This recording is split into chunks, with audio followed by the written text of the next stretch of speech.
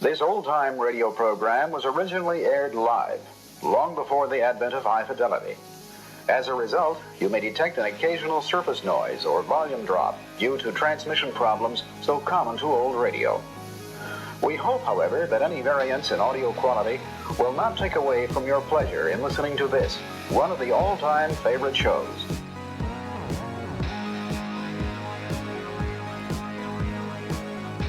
My guest is the extremely talented Dentata. You've seen her perform alongside Marilyn Manson and Kanye West.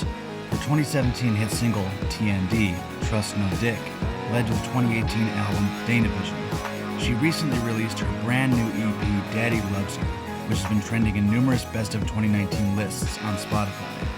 And now, Sensory Deprivation with Dentata.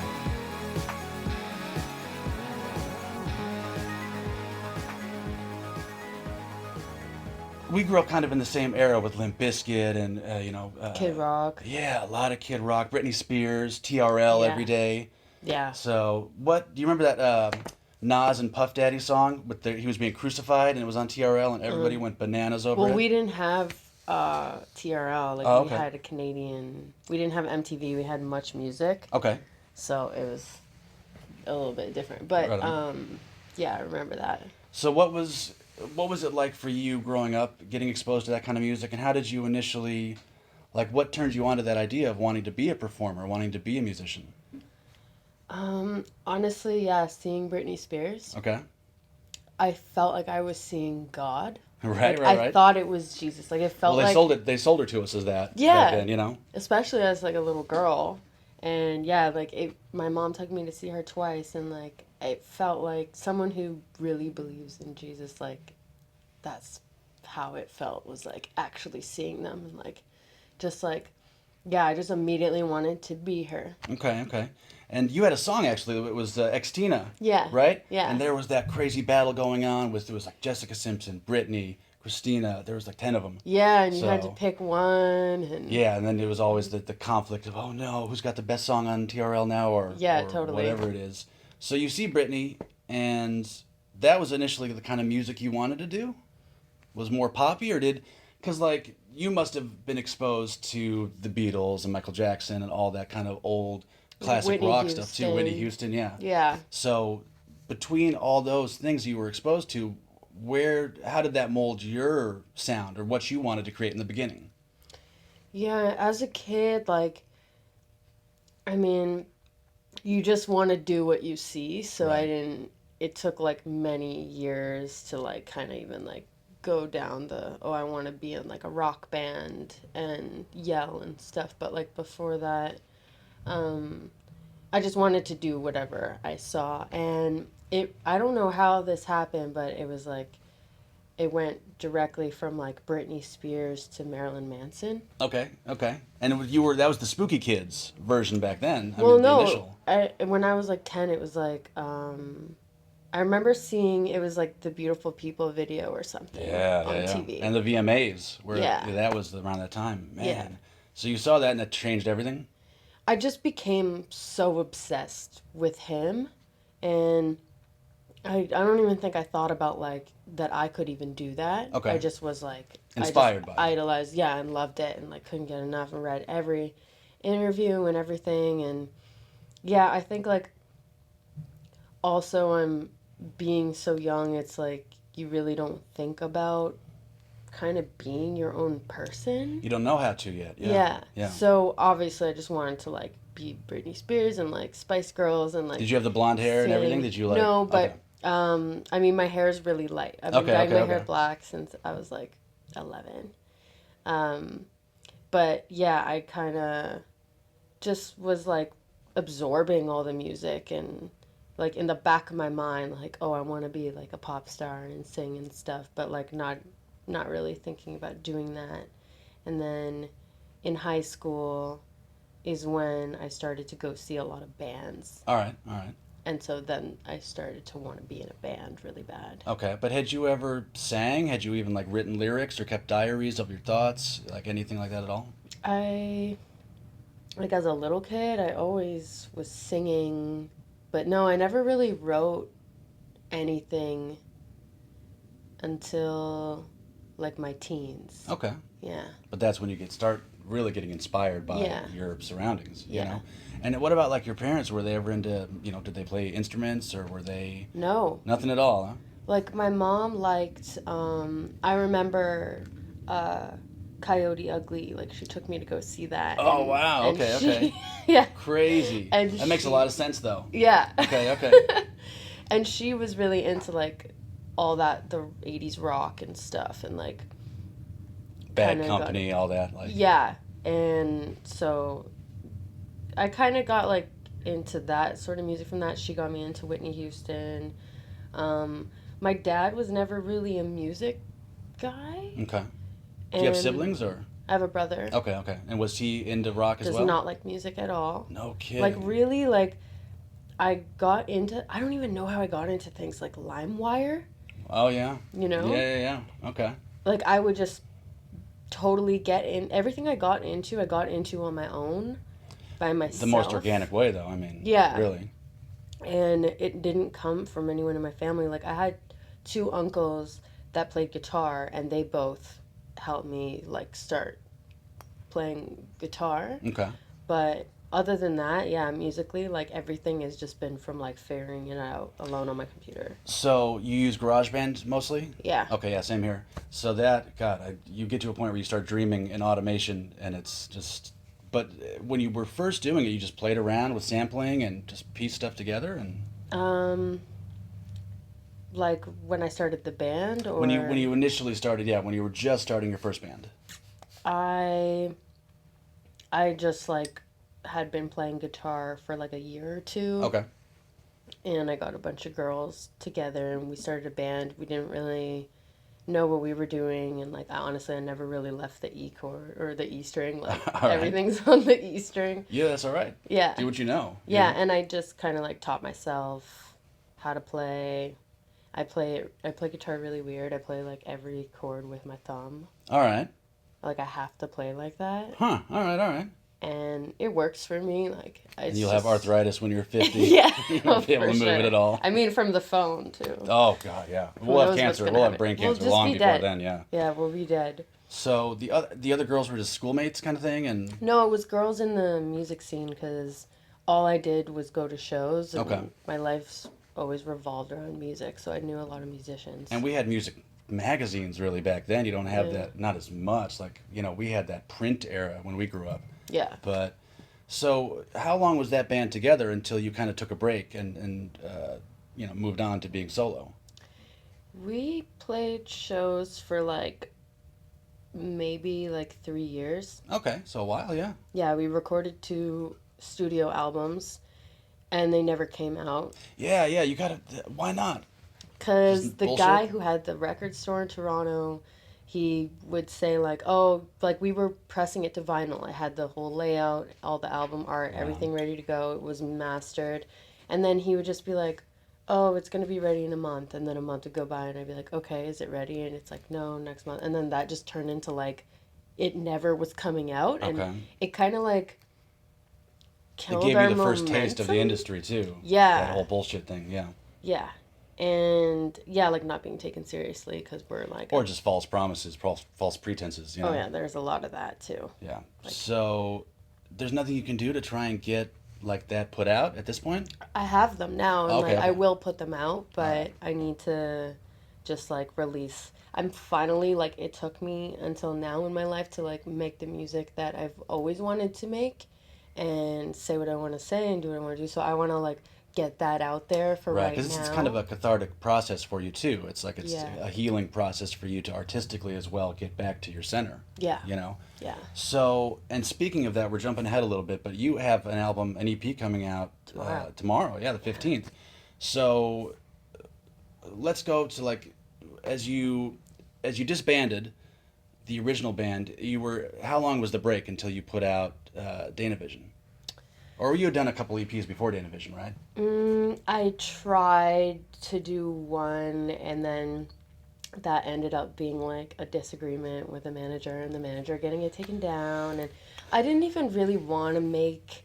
I really like what I did, but still wasn't what I wanted to do. Like Okay.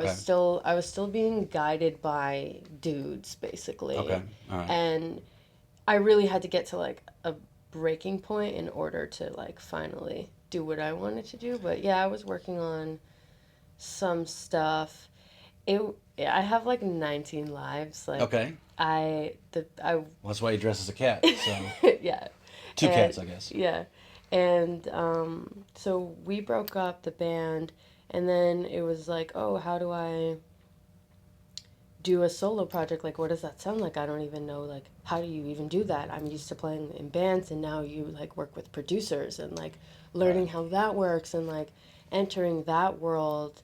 And it was really dark. Like, And instead of pleasing yourself and just liking what you're, because I am a firm believer that if you like it, if you put it on and you are like, yes, this is what I like, this is good, then fuck everything else. That's how it should be. yeah. But unfortunately, in a situation, in the reality of the music world, it's like this person has to like it, this person has to like it, this person, and if you don't like it, well, too bad. Yeah. You know, so You're like the last person that matters. right, and that makes no sense. But I mean, it's a good lesson for any people that are wanting to get into the music industry to Yeah. know like it's not as natural of a process unless you like put your music on YouTube or something. But so you were having this really dark stage of trying to go solo, and what was it that I mean, what was that time frame like? How did you It was get crazy. out of it, you know? I was waitressing at a strip club in Toronto, Okay. and that was when I was in the band, and then the band broke up, and so I was just kind of working there, and maybe 3 4 months in, I got like discovered by the owner of American Apparel. Oh Jesus. And yeah, my story is really funny. Like All right, it all makes right. a lot of sense How many when penis pictures did he send you when you before you took his order even? So, well, no, I didn't even meet him there. I like met him through this photographer girl I was working with, and he Okay. like wanted to shoot with me, and that's a whole fucking Netflix special in itself, like can that. imagine. But yeah, I remember like she was like, "Oh, you don't have to do the photo shoot. Like, the guy, you know, it's he would be shooting it." So I understand. And like, I think because I was working in a strip club at the time, where like I'm in sort of a power position with men, and I can like, Yeah. you're allowed to be a bitch to your customers when you work at a strip club. Sure. It's like so it's a great job to be a waitress at. Well, it's a good job to gain confidence too. Yeah. You know. Yeah, and so when I looked him up and I saw there was like all these lawsuits, like instead of being like, oh no, I don't want to work with him, I was like, bring it on, motherfucker. Like, let's see, I dare you. And like, I Okay. saw that as a challenge, and then ended up like, um, He's like, doing put a on these photo shoot. overalls. I did a photo shoot, and then he called me and was like, I want you to be the face of the company, and I want you to move to LA and like design the clothes. And I was like, sure, like you're crazy, and it was whatever. And it actually happened. Oh, And yeah? I actually did. And he shit. moved me to LA, and like I ended up like I started modeling when I was 14, 15. Okay, okay. And I went to like Milan and like all these places by myself. Damn. Yeah, and I never liked it because I was like, I want to do music, and everyone just like told me that I should be a model because I was tall and skinny, and I never liked it because I felt like, Commodified kind of thing, or yeah, like a clothes hanger. Okay. And like anytime I said anything, people were like, why is she talking? So like I never right. liked You're it. static. Yeah. But I did that for years, and it was like hell, and I quit, and then was doing the band and everything, and then, I mean, I was just like waitressing at a strip club at the time, so like for this guy to be like, oh, you can like be the face of this company, Well, it gave and you like an get out paid. as well. Yeah, and like you can live in my mansion in LA and like all this stuff. I was like, why not? Right. And so I did that, and I'm gonna put this lotion in a bucket in your house. But like we had a great dynamic because he was afraid of me. So It's your leverage, yeah.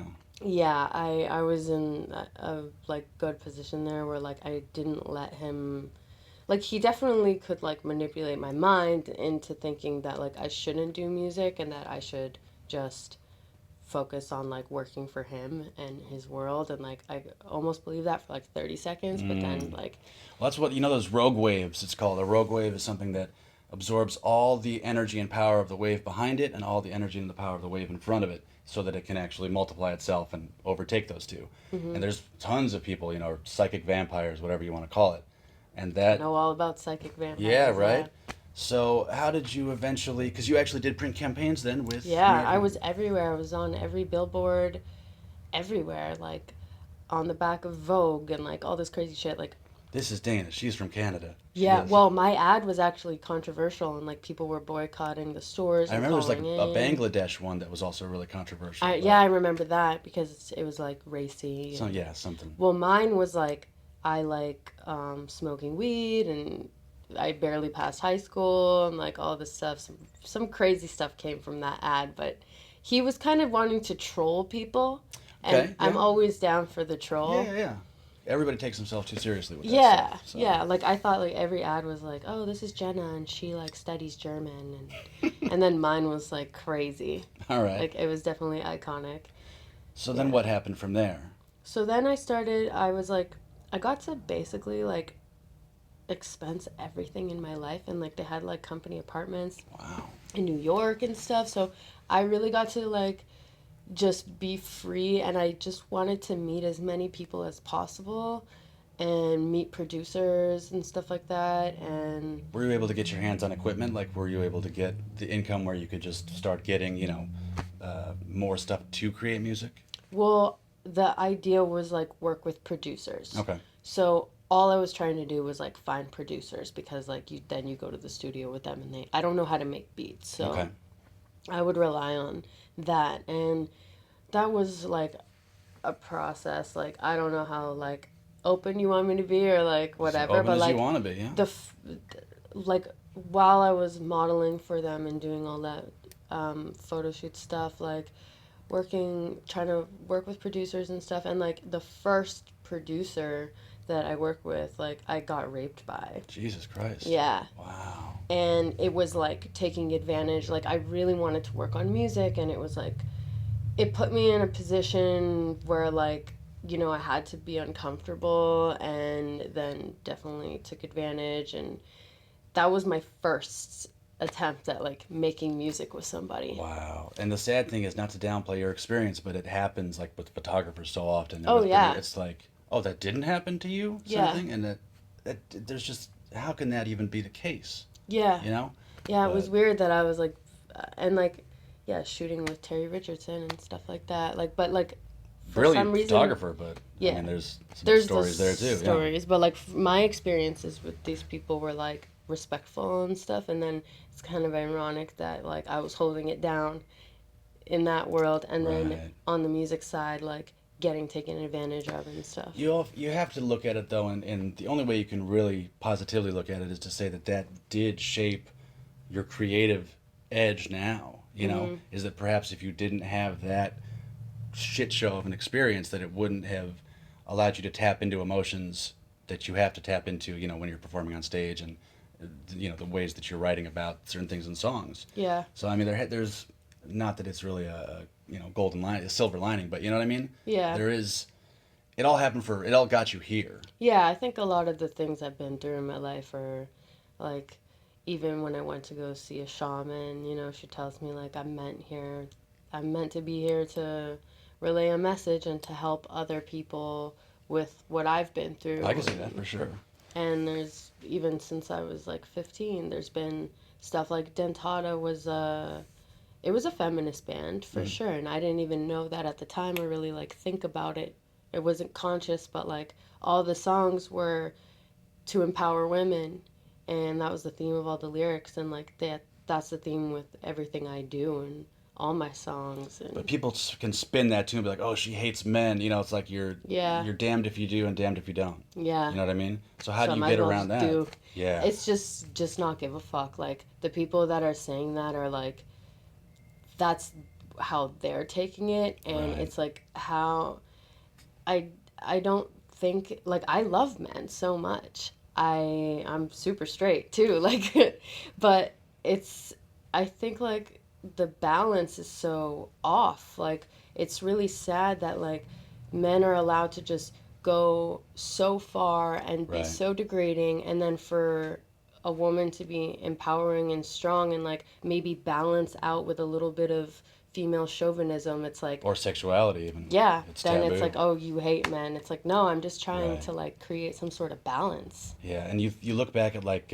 Mad Men type era where women would pray to get a job to be a secretary so they maybe could marry their boss. Like Yeah, it's just, I mean, thank God we've come that far, but there's still there's a long way to so, go yeah, still. I mean, thousands of miles to go. Mm-hmm. So you meet these producers, and I mean, you must meet a couple that click that allow you to. Well, I guess you would not yet, right? Because you met some Yeah, people. no, And, I didn't. And I've spent so many hours working with producers and it going nowhere and like trying to describe what I wanted, but it's like really hard. Like now, if you hear what I'm doing, it's like, oh, that would be really hard to describe to someone if it yeah, didn't exist already. yeah, yeah.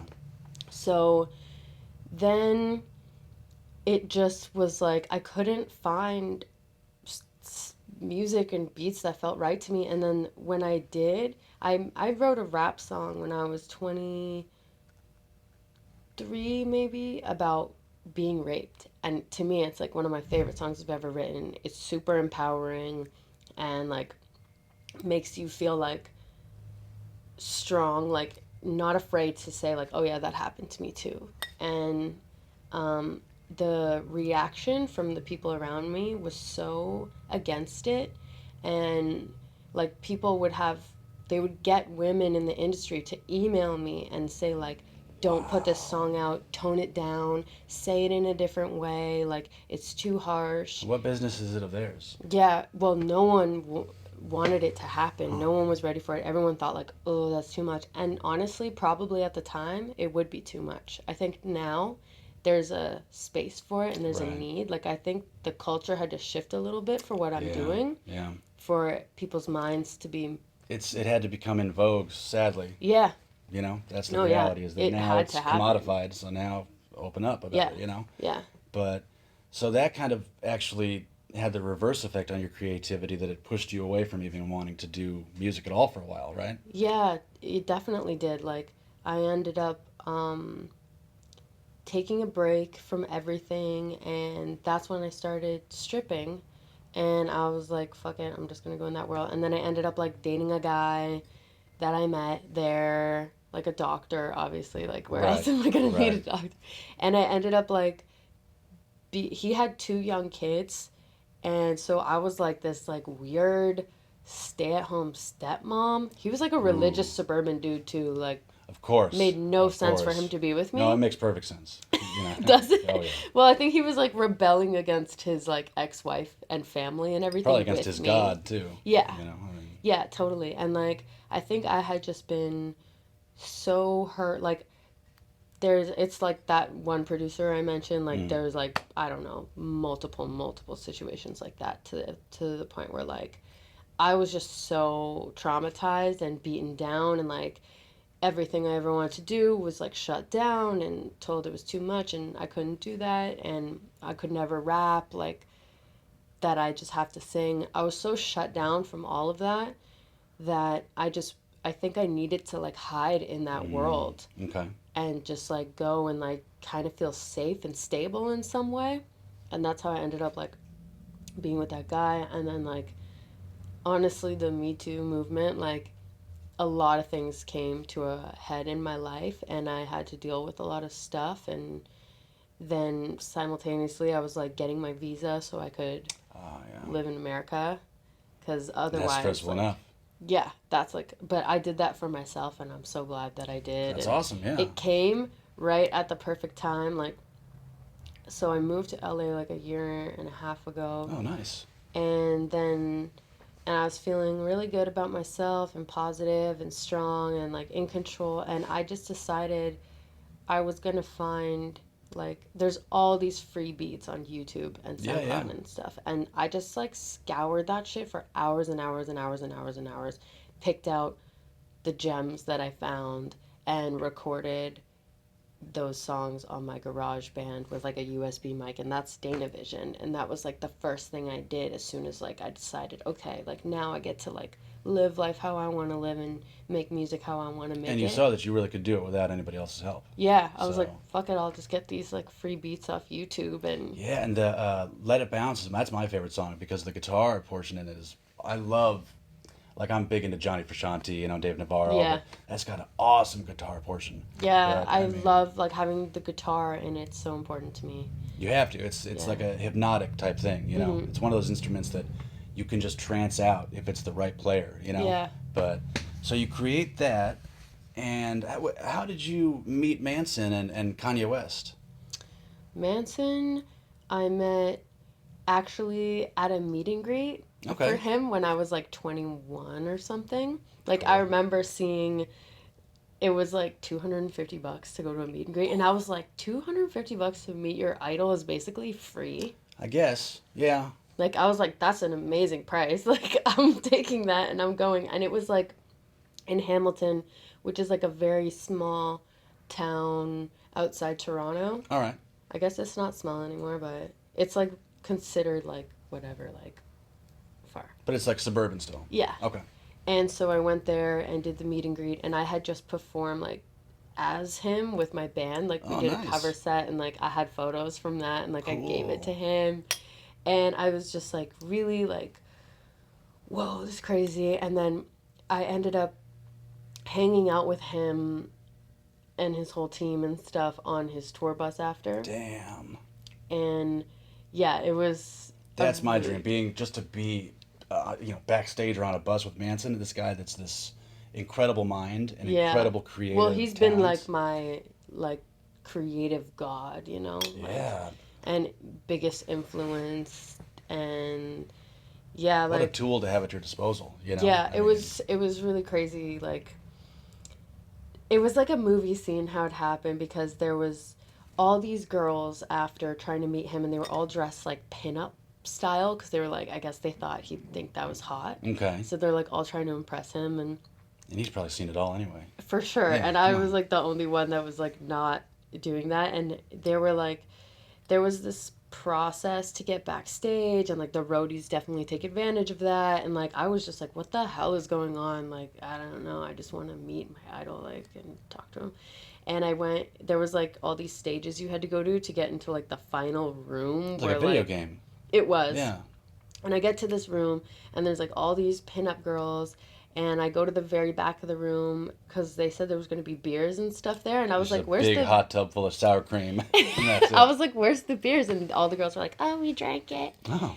And then I was like, "Oh, this sucks," and I'm just like standing there, and then he walks up, and he's so tall that he saw me in the very back of the room and was just like, "You come here." And I like went through the sea of pinup girls while they were all just like, "Oh, that bitch," and like, Wow. It was like a Stanley Kubrick effect, like the Yeah. long hallway where you see him. yeah. Wow. And then he was just like, "How's it going?" And I was like, "Oh, there's no alcohol here." And he's like, "Drink this." And it was absinthe. I was at just the gonna time, say it was yeah, probably at the time he was only drinking absinthe. So I was like, "Shit." So then we ended up like getting blasted on absinthe, and just like I blacked out, obviously, but like I knew another girl who was on the bus, and she told me that I was like freestyling to him Cool. and stuff, All right. which I didn't remember, but like we had a really good time. And I went home that night, and I ended up like the tour manager asked me if I wanted to fly out to the LA show and then go to the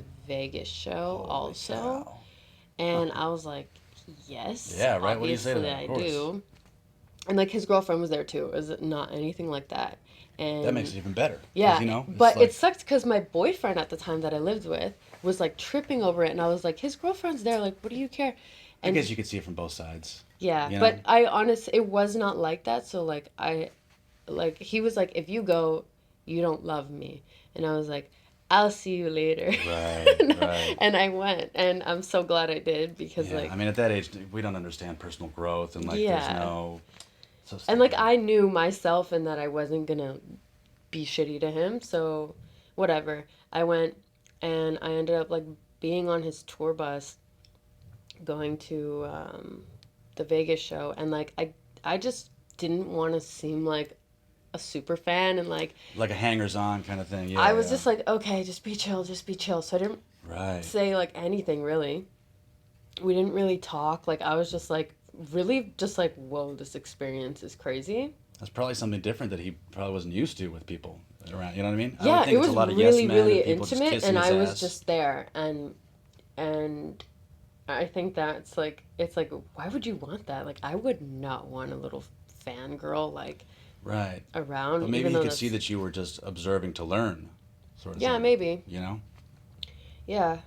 Well, then I didn't talk to him after that for years, and then this creative director that I know that works with him, we had been talking, and one night he was like, "Oh, come meet me at this bar. There'll be some interesting people there." And I'm like, "Okay, cool. Like you're random friends, whatever. I'll go for a drink."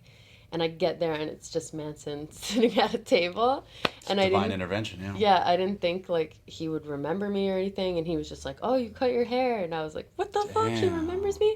Wow. And then like from there, I just showed him everything that I had, and like I had just made a music video inspired by his Tainted Love video, and I was Okay. showing him, and I was like, Where'd you get the confidence to just be like, look, this is what I made?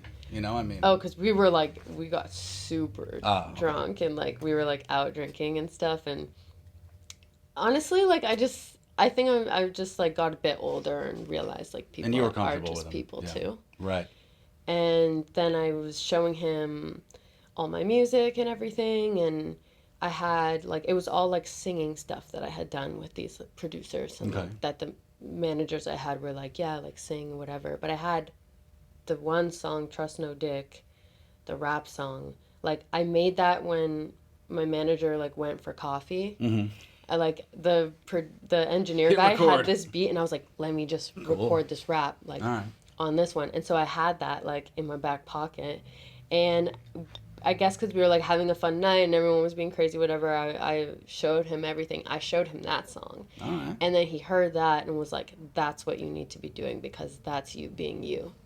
It's the best And advice you can get. Yeah. yeah. Yeah. And that really is like what changed things for me in terms of like, oh, I don't have to like do this singing shit that they're telling me to do. Like, if he gets it, he's the only person I Right. trust. Yeah, and that's the person you want to have get it. Yeah. You know what I mean? Yeah, exactly. Because he's had successes, he's had failures, he's had every avenue of creativity. Mm-hmm. You know, so if he can hear you and say, yeah, this is the right direction, oh my God, you know, that's mind blowing for someone like you at that stage. Yeah. And not just that, but that's something that you needed so badly at that I point. really, really needed to hear that, and I probably needed to hear it from someone like him. Right.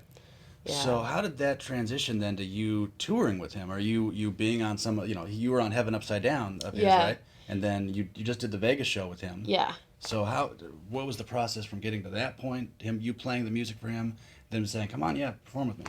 Yeah, we just kept in touch, and I think like because he has been such a big part of my upbringing in a way and like influencing me that Your metamorphosis, really. yeah, Yeah.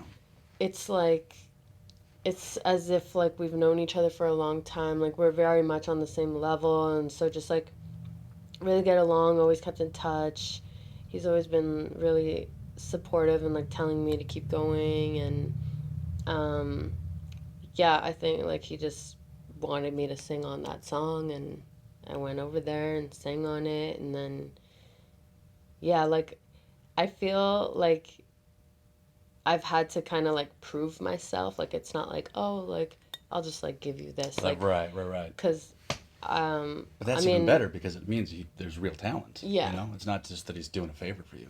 No, no, it's definitely not favors. Yeah, cuz like I feel like he could have done favors for me like a while ago, but it's like I got out there, started playing shows, um, You had to going grow on on your own. tours. Yeah, You know. I've like played Pornhub Awards and like did tours and stuff like that. And then he asked me to play the show. So it's like this weird like dad thing with him where it's like, you know, like dad made me earn that show. Right. But that's cool. Yeah, but now, so did you meet Kanye through the Pornhub Awards, or had you met him even previous to that? I randomly met him at Kylie Jenner's birthday. Okay. Which, like, I don't know why I was there, but I was. And Yeah, what a so place random. to be, man. Like, I don't even know How her. much pink was there? It was all Yeah. pink. Everything was pink. Yeah, I don't even know her, but there was mutual friends and like met him then, met him another time, and yeah, he was creative directing the Pornhub Right, Awards. right. Yeah, The and big box outfits, yeah. and he knew about my song "Trust No Dick" because How like it cool is had been that? going Yeah. around. Yeah, that's sick. And yeah, he really wanted me to play, Wow. and so yeah, that's how that started. That's something else. So I had read that you're co-signed by Manson and Kanye. I think people just say Assume that. that? Okay. Like, I mean, I guess, do both of them fuck with me and like believe in me? Yeah, they do. But like, what is a cosign? You know, Right. it's like, Helps you get yeah. credit. Do they validate me? Yes, they have validated me. Gotcha. Yeah. But so then what is the difference in the process through Danavision through your EP that's coming out tomorrow? What was, I mean, you didn't do that on GarageBand. You actually did that No. in a studio Yeah. with a producer. So you did come across a producer that is able to connect with you in a positive way. Multiple. Yeah. Right on. So that was just like, how was the time frame there? What led from Danavision coming out to producers saying, "Yeah, let's work with you now." Well, Danavision came out, and I started putting on my own shows, and it started to get recognized because I like have a crazy stage show, and I just was like always out trying to work with everyone, like really hustling my ass off. That's the game. Yeah, you gotta Yeah. hustle. Yeah. And various people connected me with different producers, and like I just had like magic with some of them and it clicked. Cool. And I think I felt so free for the first time that like there was nothing holding me back. There was no fear. Like I was going to sessions and I just like would make them play the song like 5 times on repeat and sit there on my phone in silence and then record it in one take like after, and that's like pretty much how all those songs got written. Wow. Yeah. All right. It was That's just like experience coming also. up, coming out, coming Yeah. out. That's Yeah. awesome. Wow. Yeah. So, from where you were during your darkest times to where you are now, we have to assume that there's going to be viewers that are going through struggles right now. What would you say? What did you learn most importantly that helped you get out of that, out of that shadow? Yeah. Like, what was it that, creativity obviously played a huge part, but what really was like, when you were struggling the worst, what allowed you to get some relief?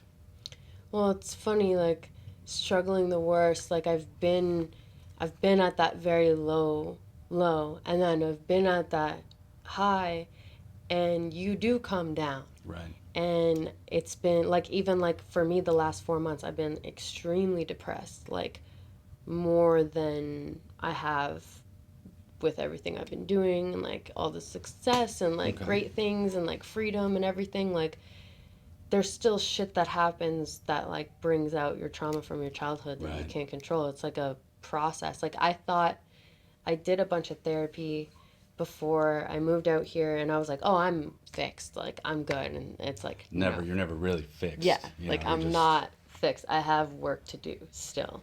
Gotcha.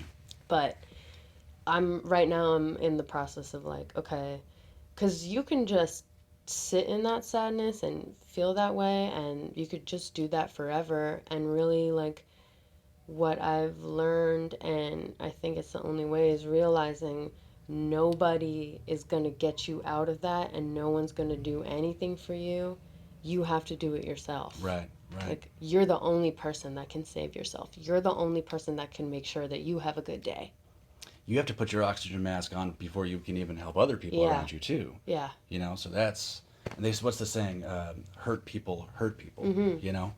So through a process of just going to therapy and talking about it more and just kind of living, because now you seem to be at a much better place. I mean, you've got a great album coming out, and the last 4 to 6 months, that was also a really heavy creative time for the album, right? It was when you were kind of Well, completing it. no, all these songs I made over a year ago. Oh, Like, wow, I made it okay. immediately after Danavision, but then it's like there were producers that were holding my shit hostage Got it. because of like a manipulative manager that didn't get his way, and like, demanding. It was like, oh, it's like $27,000 per beat if you want that, and like Right. fighting that and struggling. Like the entire year has been spent like dealing with like Numbers kind of bullshit. people manipulating me. Right.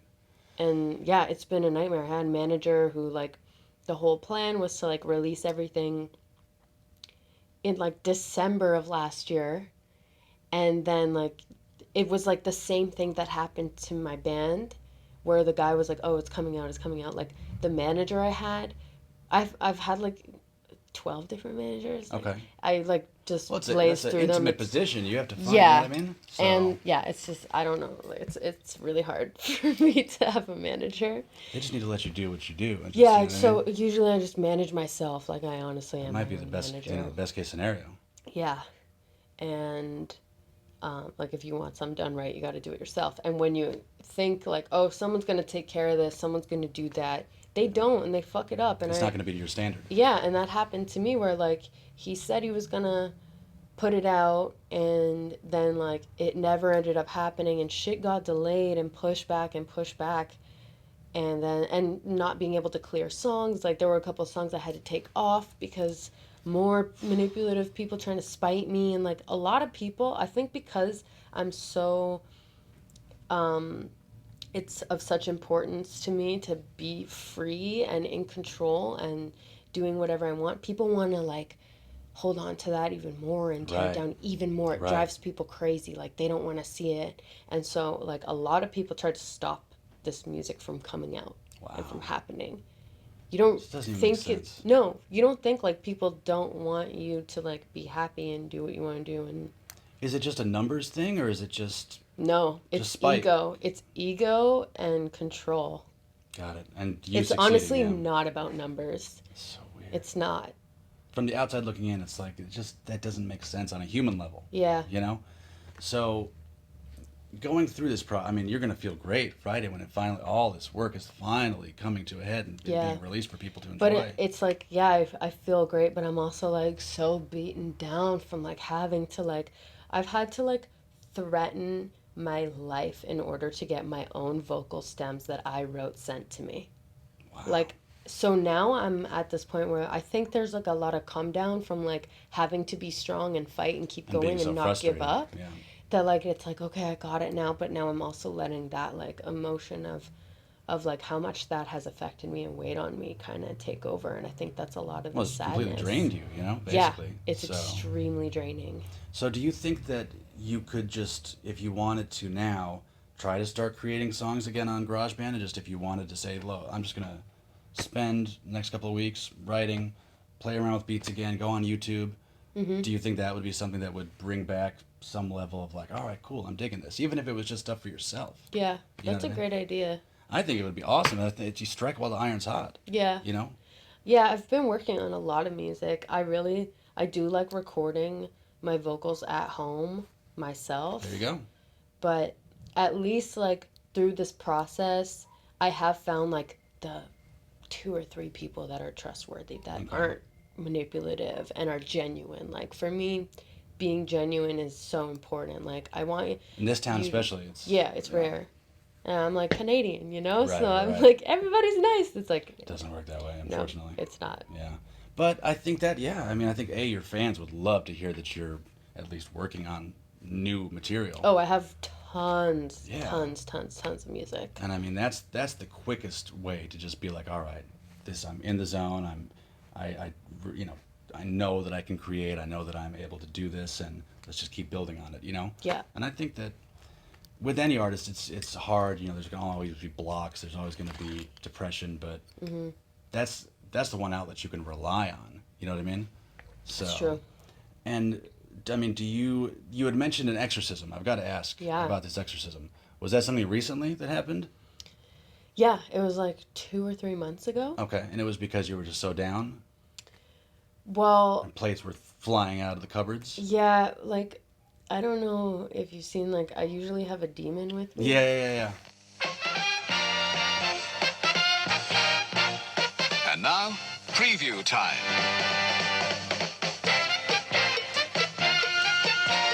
when it comes to entertainment, you can't beat a good film. So let's take a look at what's coming your way. Bunny O'Hare was not the normal type mother, except she thought her kids deserved the best, and she got it for them the only way she knew how. That bank robbed me of everything I own. Well, I'm going to rob them. Rob a bank? So, just like Bonnie and Clyde, who killed people, Bunny and Bill robbed banks to provide the necessary improvements. Meet Bunny O'Hare, wanted for armed robbery, and her partner Bill Green. Together, they parlayed a quick draw and a fast bike into instant bank returns. Remember, Bunny O'Hare knows best when it comes to providing for her kids. This is a stick-up. I've got a gun in my purse. How would you like to have your guts spilled all over this floor? I'm going to open you up like a can of tomato soup. See Betty Davis, Ernest Borgnine in Bunny O'Hare with Jack Cassidy and Joan Delaney. In color, rated GP. Ultra Bright gets you noticed. Take Cindy. For 3 weeks, Cindy had flown with Captain Jim Sinclair, but Jim thought Cindy was strictly coffee, tea, or milk. Then Cindy discovered Ultra Bright. Ultra Bright White, Dynamite Fresh. It got her noticed. That night, Cindy and Jim took off together. Her feet haven't touched the ground since. Fly new Ultra Bright for a smile so white it gets you noticed. Well, I'm glad to say we can now go back to the program. It's not a person, like, it's just the demon represents men in my life.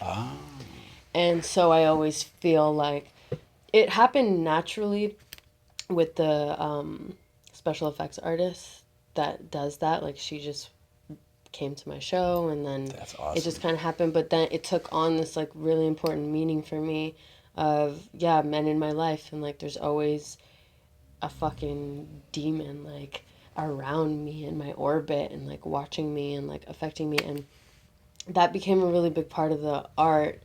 But I feel like my art imitates life and life imitates art, and it kind of brought Merged, yeah. It Well, they say brought a that, lot. you know what I mean, if you're reading a lot about that stuff, or if you're inviting that kind of energy, like, I'm not religious, but I think that if you do open that door, whatever it is, there are little leeches of that energy that can attach. Yeah. You know? So that For was sure. going on, and then what happened from there? Yeah, so then I feel like that invited a lot of darkness into my life, and I had a really crazy experience where a girl from my past in Toronto like was in town and came over. Here in and, LA? Yeah. Okay. I hadn't seen her in years, and she came over. It's like one of the scariest things that happened to me, but like a demon came over her body, and Wow. She wasn't like on anything, or?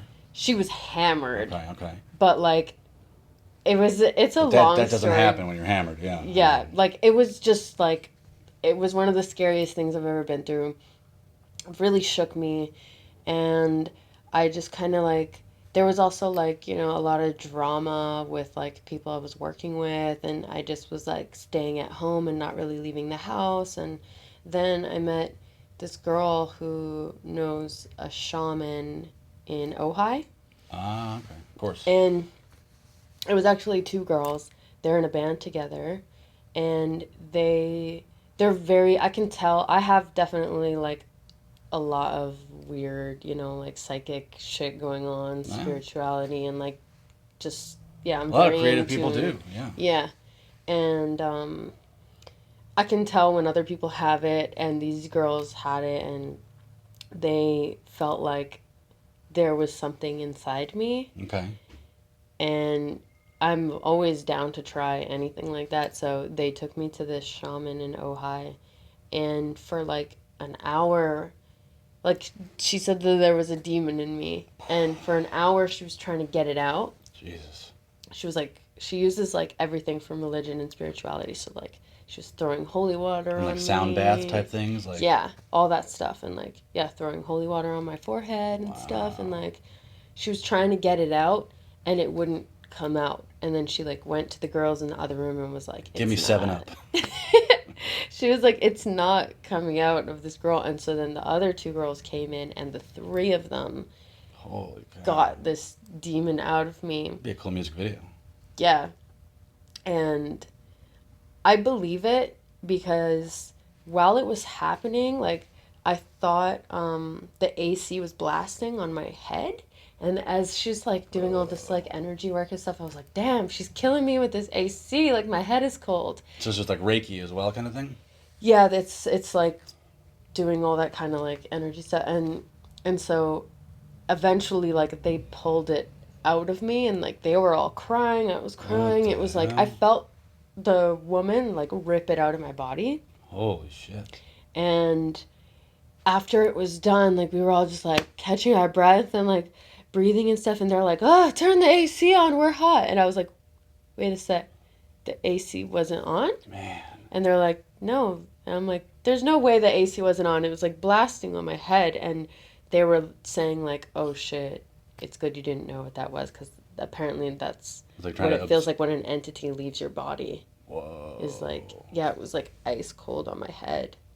That's trippy. Yeah. Man, that's too bad they didn't film it or something, you know? Oh Would my you even God. want to watch it? Probably not. Hell no. Yeah. It was like a traumatizing experience. Like I had to like breathe it out. Whoa. And yeah, I mean, I've felt different ever since. I definitely feel lighter. That's crazy. Well, I mean, hey, if it helps, then it helps, you know? Yeah. We don't, that veil between, we have no idea, you know? We don't know there's multiple dimensions, and there's so many aspects to life that we have no clue about, you know? Yeah, I feel like that situation, like, healed me in ways that, like, a year of therapy couldn't do. Because it wasn't about talking, it was about energy work. Well, and you felt the physical and mental, you know, response to that being done. Mm-hmm. So sometimes with therapy, that doesn't happen right away. You know, you don't necessarily notice the benefits right away. Yeah. But with this, it was, that's creepy. But yeah. hey, it's a good outcome, you know? Yeah, better than one being put in you, I guess. Yeah. So then where do you go from here? Like, what's something that you need to tell yourself today? Oh, man. I mean, I think about that, like, I'm going back to therapy next week. Okay. And because I haven't gone in over a year, and I'm really excited about it, because I think fucking everybody should be in therapy. Oh, yeah, for sure. Like, Nowadays, honestly, everyone. Yeah. We're all so fucked up from our childhood. And triggered, and yeah. Yeah. I haven't seen PTSD, and like, yeah. I'm excited about that. It's just the one thing, like, really keeping me going right now is really, like, you have to do it for you, and no one else can do it. So I'm like, if I want to feel good today, like, I'm going to have to do this and this and this for myself. Right. And just, like, be hedonistic, really. Like, what's going to make me, like, super happy. That's all right. I mean, that's what you need right now. Yeah. You know what I mean? Yeah, like, right now, I don't feel like I'm super stable mentally, so I'm trying to just be, like, good to myself and, like, be super cozy and, like, eat shit that I really like to eat. Right. Like, how many pizzas in the last 2 weeks? Yeah. Actually, none. That's the problem. I had vegan pizza like 4 nights ago. That's why you're depressed. Terrible. That's gonna depress anybody. Yeah, it's disgusting. So, but okay, so even though, you know, things have been a little hectic these last couple of months, what advice do you have, just, you know, for people that are looking to find their path? You've been fortunate enough to find your passion, but there are so many that struggle to find, you know, what their passion is and what their path is, and how they can, you know, achieve their goals, achieve their dreams. What would be your advice for that? It would be take no advice. Like, don't ever listen to what anybody says, because so many people shit on everybody's dreams. And, you know, one person can say, you could show somebody something you've made, and they could be like, cool, or not really pay attention. And that can really fuck you up and, like, hold you back. And there were times when, like, I'd show my best friend a song, and, like, she didn't give a shit, you know, or, like, didn't think it was that great. And, like, that stuff really fucked with me, and, like, probably, like, you know, took, like, another year for me to get the confidence back to do it. Like, I'd say, like, don't ask other people what they think. Like, stick to what you like and what feels good to you and what you want to do, and just do that, and don't ask other people what they think. And what about people that want to get into music? You know, if they're holding back because of anxiety or fear of failure or fear of someone telling them, no, it sucks, sorry. Yeah, I mean, you never know if you don't try. Right. So, right. And there's such a way to do it without like putting yourself out there now. Like you can make like accounts on the internet and just put them up and never have to see anybody face to face. Right, Like right. I think it's a lot easier. Different name and just no visuals even. Yeah. Yeah, just hide Sure. your face. Yeah. Yeah. What about anyone that is, struggling right now with addiction or struggling with depression, or going through a bad breakup or a horrible relationship, and they're trying to find some kind of a balance in their life? Mm-hmm. What would you say to anyone that may be going through that? I really do think therapy is so important. Like I'm also going through that stuff. And yeah, being good to your body, like exercising, something that I really like to do, which I haven't done for the last couple months because I've been depressed, so I'm like punishing myself. But when I am doing good is like don't look at your phone for the first hour you're awake in the Yeah. morning. I'm serious, it makes such You a have to lock difference. it up at night, basically. Yeah. Yeah, because like that first moment of the day is like that's when your head is getting into the space of like it's setting the tone for how the rest of your day is gonna Right. go. And there's so many times I'll like open my phone and see like my ex that I hate, and Some bullshit, it's yeah. just like that kind of stuff. Headspace is a really great app. Do you know about Headspace? Is that a meditative app? Yeah. Yeah, I've heard of it. And yeah, they have like super long free trials and stuff too. Cool. And it's great. I like the guy's voice, whatever. It's like I like to like wake up in the morning and put that on and just like listen to Is it him. like the ASMR type thing? It's meditation, but Okay. like he's talking to Okay. you. And yeah, I'd say like just like live in your own thoughts for a little bit Okay. and do that for yourself and take that time, take that moment, and then start your day. I think it makes a really big difference. I think just taking breaks from social media in general sometimes. Social media is so toxic. Yeah, and it's such a new part of our life, these last 10 years, or I mean, MySpace was around, I guess, and now you see so much bad that's come from it. I mean, there's a lot of good, of course, too.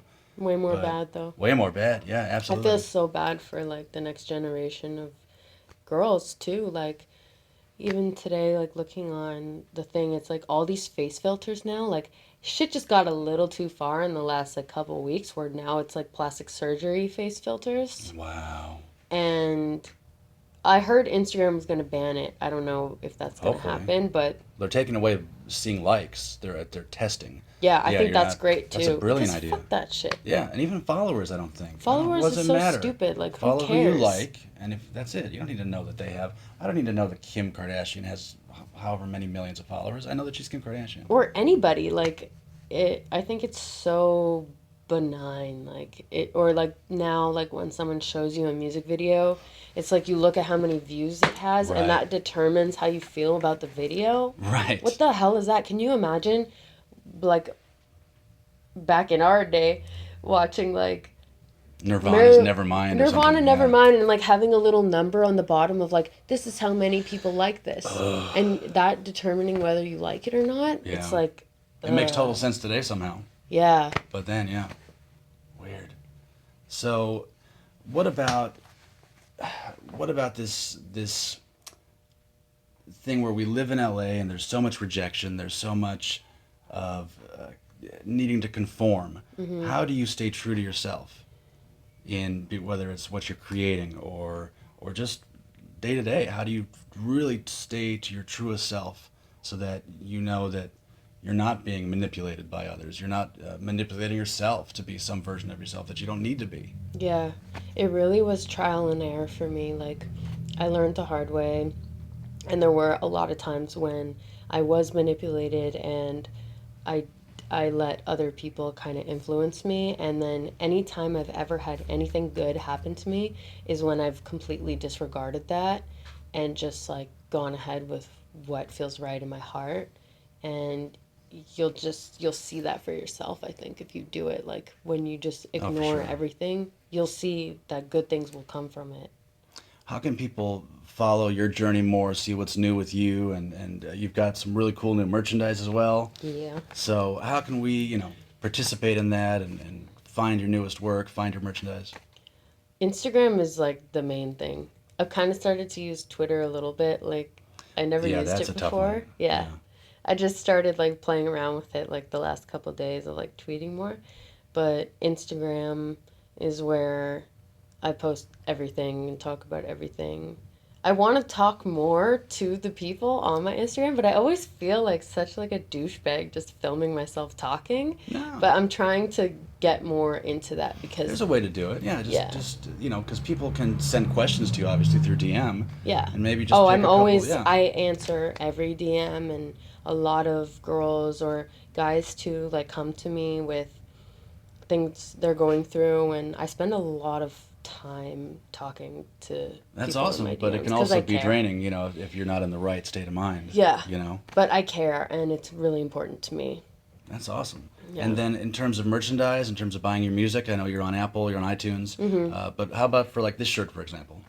Yeah, we're like me and my friends that made this, we're doing it kind of bootleg right now. Like we sold a couple online on my friend's store, but like in the next month or next 2 weeks, I'm gonna have a store, and I'll have it on my Yeah, because that's a badass page. shirt. That's really cool. Yeah, it's me and the demon. Yeah, the demon part is a little tricky, but I mean, it's still a really cool shirt. Yeah. And these are lyrics from an upcoming song? This is the girl, I do a lot of creative collaboration with this girl, Dog Xanax, and she writes a lot of stuff, and so that's her writing. And then my friend Carlos made this design. I asked him like at 3 a.m. I'm like, it's really important to me. Can you put stripper heels on the cherub? Well, that's how, you have to have balance on those clouds. Yeah. So the one thing I like to do with this show is if there are people listening that are going through anything, that are struggling with anything, there's actually on my site, sensoryshow.com, you can, there's a little link that you can submit like a drawing, and I really try to encourage people to be creative if they're dealing with depression, if they're dealing with addiction, anything. Is that if you just take a moment, you want to scribble something down, draw your feelings out, even if it's just a doodle. Yeah. And they can send that in. I'd love to have you, if you ever want to do a little doodle or something. I'd love to. That'd be awesome. Yeah. It's what you could draw an alien head if you feel like you're not on this planet right now, or whatever you feel like is cathartic for you to draw. Totally. And then so it's sensoryshow.com if anyone wants to do it that way, and we'll put them up with all the other guests. Cool. But I'm excited to see it. That'd be awesome. Yeah, I'd love to. That's true. Another important thing is like writing, right? How you have to feel. get it out of your head some way, because otherwise it's just going to be a hamster wheel, and you're just never going to get out of it. And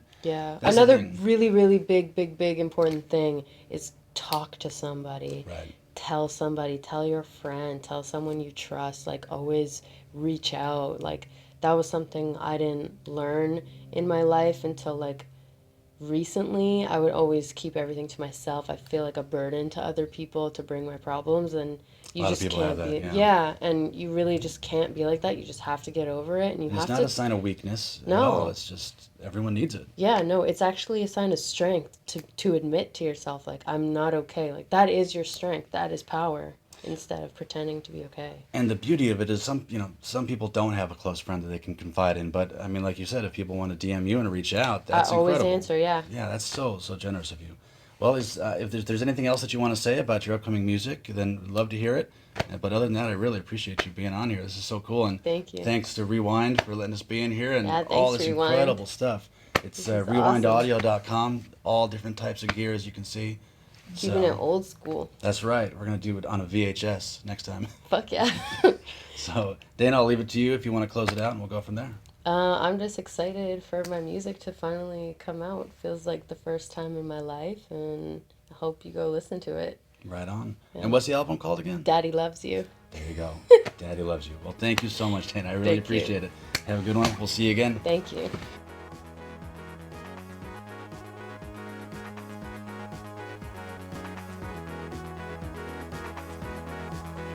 I want to thank everyone for listening to Sensory Deprivation and remind you to go to sensoryshow.com for information on upcoming episodes, as well as the link to submit any creations or drawings that you'd like to share. And if anyone out there is struggling or would like information on how to get free mental health or addiction services in your state, feel free to DM me anytime, and remember that you are never alone in this. We all struggle, and we can get through this together. I'd also like to take a moment to thank my sponsors, Shure Microphones, Rewind Audio for the best vintage hi-fi sales and rentals, Mario Badescu Skincare, Liquid Death Spring Water, Schaefer's Garment Hotel for the coolest denim on the planet, Sterling Assault, Vibes, Oxford Pennant, Rockin' Monkey stickers, Lost in Time designs for my amazing artwork, and Bit Apart for the incredible music. Please visit sensoryshow.com for more information on those sponsors and how to support them. Thanks for making this show possible.